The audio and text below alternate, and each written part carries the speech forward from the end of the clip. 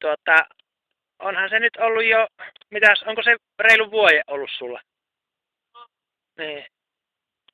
Saara oli välillä, oli vaan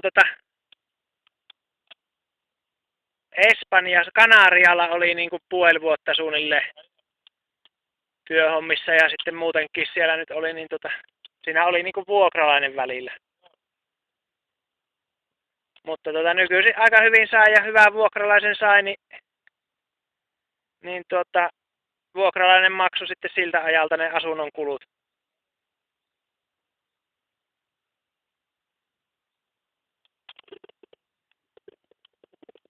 Siitä on jo aikaa, kun sampo loppu.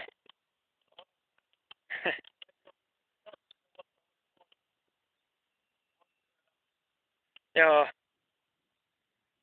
Se nyt ei oo kuin Wahlroos Sampo-pankissa touhu.